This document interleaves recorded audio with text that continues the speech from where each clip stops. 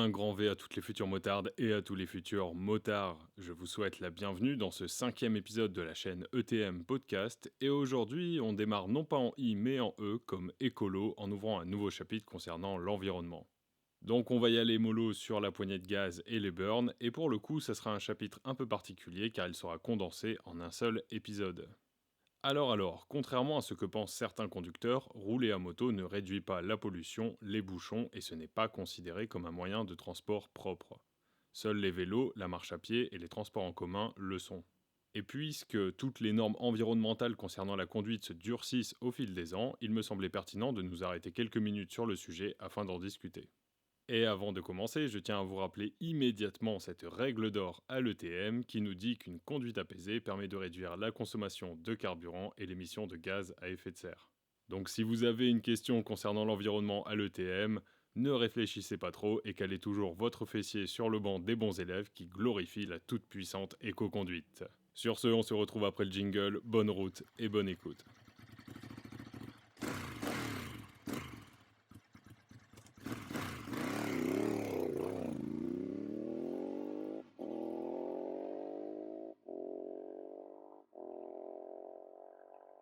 Comme la célébrissime Honda NS 400R, cet épisode sera en 2 temps. Et oui, vous noterez le choix judicieux de la moto pour un chapitre censé prôner l'air pur et l'éco-conduite. Alors, dans un premier temps, nous parlerons pollution et réglementation, puis dans un second temps, nous aborderons la question de la consommation. C'est parti, on attaque tout de suite.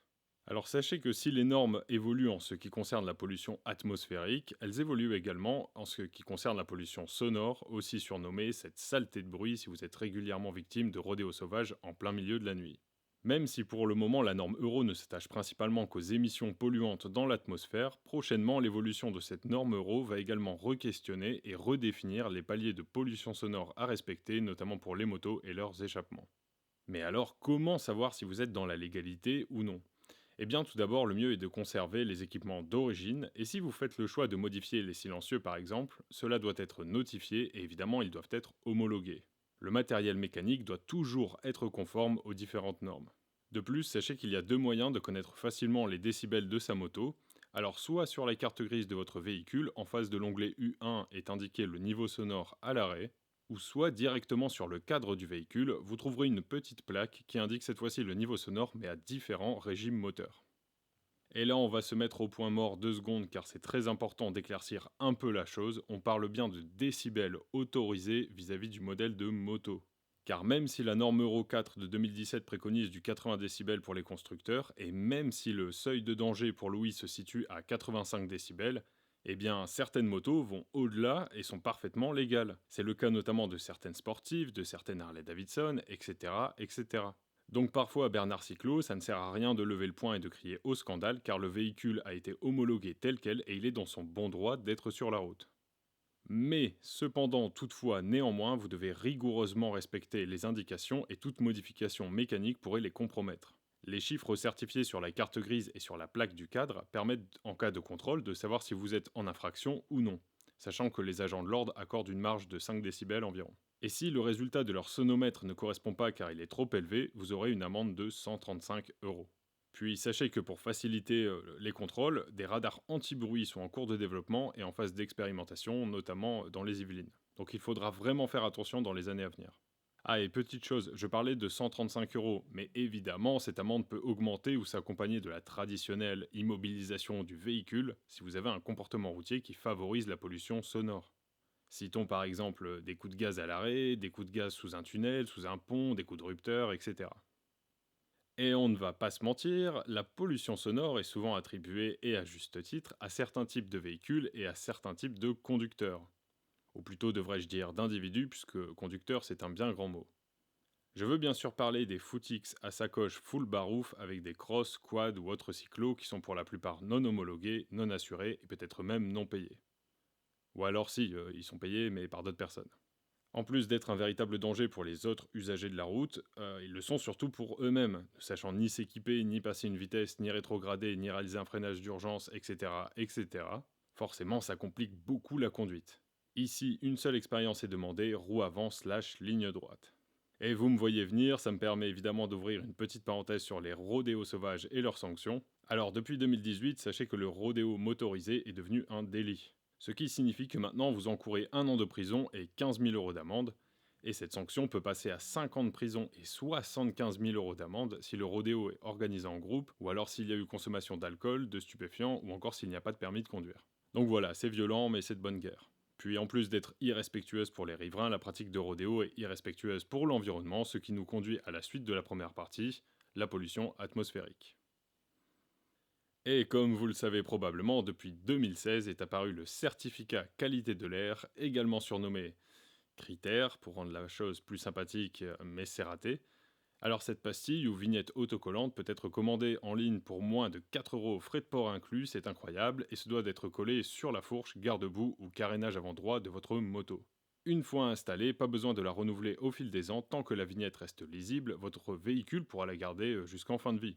Et surtout faites attention car tous les véhicules sont concernés.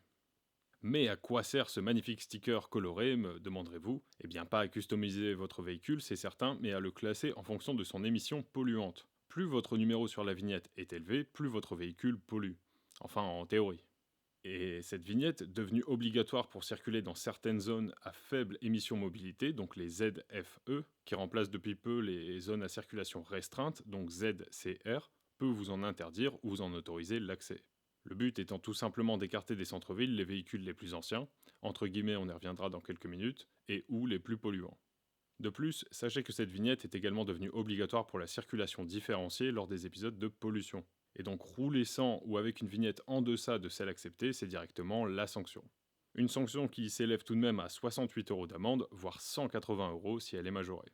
Et dans certains cas, il y a le petit bonus immobilisation du véhicule et mise en fourrière. Et faites également attention aux panneaux dynamiques qui vous demandent de réduire votre allure durant les pics de pollution car ils concernent tous les conducteurs et sont souvent accompagnés de contrôles radar. Mais alors comment ce numéro de vignette est-il décidé? Eh bien en fait il y a 3 facteurs à prendre en compte. Donc tout d'abord le type de véhicule concerné, voiture, moto, camion, etc. Ensuite le type d'énergie ou carburant utilisé, essence, diesel, électrique, hydrogène, et j'en passe. Et enfin la norme euro concernée, ou à défaut la date de la première immatriculation. Il est important de noter que les résultats seront différents entre chaque type de véhicule, et puisque cette chaîne concerne l'examen théorique moto, nous allons aborder que le cas des 2 roues. Alors je viens de dire 2 roues, mais il regroupe également les tricycles et quadricycles à moteur pour ceux que ça intéresse. Et on va y aller décrescendo, du meilleur au plus mauvais élève. Alors major de promo, sans grande surprise, nous retrouvons les motos électriques ou à hydrogène, et pour ces véhicules, il n'y a aucun numéro sur la vignette, juste du vert, c'est du parfait. On poursuit avec la vignette violette portant le numéro 1, qui concerne cette fois-ci les motos au gaz ou hybrides rechargeables, ou des motos concernées par la norme Euro 4 ou encore immatriculées à partir du 1er janvier 2017. Ensuite, on reste dans le haut du panier, nous avons la vignette jaune portant le numéro 2 qui concerne les motos de norme Euro 3 ou immatriculées du 1er janvier 2007 au 31 décembre 2016. Puis on enchaîne avec la vignette de couleur orange portant le numéro 3 qui concerne les motos de norme Euro 2 ou immatriculées du 1er juillet 2004 au 31 décembre 2006. Et enfin, ça se complique un peu avec la vignette Bordeaux portant le numéro 4 qui concerne les motos sans aucune norme euro, mais immatriculées du 1er juin 2000 au 30 juin 2004. Et donc, vous l'aurez compris, si votre moto ne répond pas à une norme euro ou son immatriculation est antérieure au 31 mai 2000, vous ne pouvez pas obtenir de certificat. Donc malheureusement, si vous vivez dans une grande agglomération ou près d'une grande agglomération, c'est une chose à laquelle il faudra forcément réfléchir à l'achat d'une moto d'occasion. Toutefois, petite parenthèse, selon le site officiel du gouvernement, pour le moment les véhicules de collection ne sont pas concernés par ces circulations restreintes et d'ailleurs certaines grandes villes prévoient de la tolérance et de la souplesse à leur sujet. Donc petit calcul, la carte grise de collection s'obtenant avec un véhicule qui a minimum 30 ans, si vous n'êtes pas trop mauvais en maths et puisque nous sommes en 2020, vous comprendrez qu'il y a un vide pour les motos entre 1991 et mai 2000. Trop jeune pour avoir la carte grise de collection et trop vieille pour avoir une vignette critère. Absurde, vous dites, le débat est ouvert. Et maintenant, on va refaire le plein pour passer à la deuxième partie concernant la consommation de carburant. Alors consommez moins, certains puristes me demanderont peut-être pourquoi.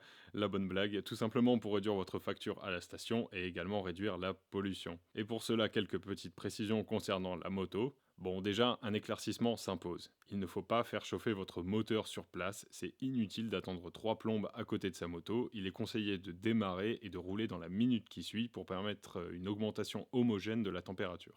Mais bien sûr, il faut tout de même respecter un certain temps de chauffe. C'est-à-dire que pendant les 10, 15 ou même 20 premiers kilomètres, roulez à bas régime, ne faites pas d'accélération brusque. En gros, laissez le temps au moteur de se préparer pour monter sur scène. D'ailleurs, second point, votre conduite influera forcément et fortement sur votre consommation, donc privilégiez davantage une conduite souple et régulière qu'une conduite très nerveuse, très musclée qui va réclamer des excès de vitesse et des gros freinages. Ensuite, troisième point qu'il ne faut pas négliger, il faut contrôler très régulièrement les aspects mécaniques.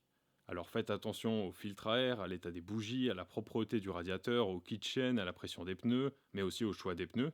Car oui, lorsque vous achetez des pneus de moto, vous avez une petite étiquette similaire à celle que l'on peut trouver sur des appareils électroménagers comme des frigos, étiquette qui vous indiquera la conso, le bruit de roulement et l'adhérence sur route.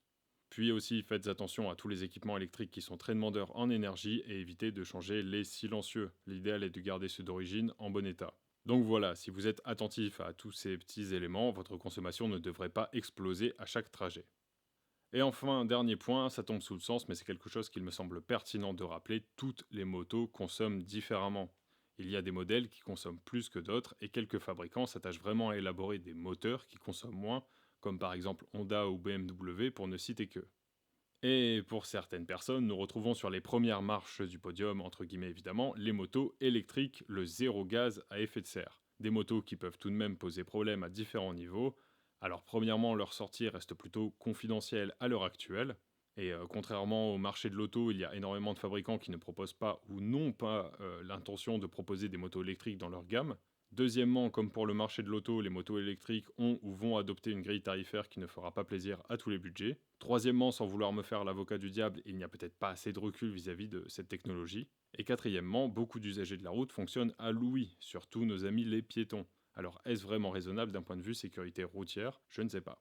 Donc moto électrique pour ou contre, une fois de plus le débat est ouvert, je vous laisse méditer et discuter ce sujet. Puis dernière précision, sachez également qu'il y a des équipements, alors très souvent en option, qui peuvent favoriser l'éco-conduite comme le régulateur de vitesse, le compte-tours ou encore l'ordinateur de bord qui vérifie en direct la consommation de carburant. Donc voilà pour les questions d'environnement. Toutefois, comme ça bouge énormément et très rapidement, n'hésitez pas à vous tenir au courant de l'actualité et je ferai peut-être une mise à jour si besoin. Et puis, petite précision, le prochain chapitre n'est pas encore décidé, mais je dois vous avouer qu'avec ces fortes chaleurs et le nombre de Jackie Racing qui roulent en Marcel short hawaïen, ça donne envie de faire le point sur les équipements de sécurité. Nous verrons bien. En attendant, merci pour votre écoute et à très bientôt.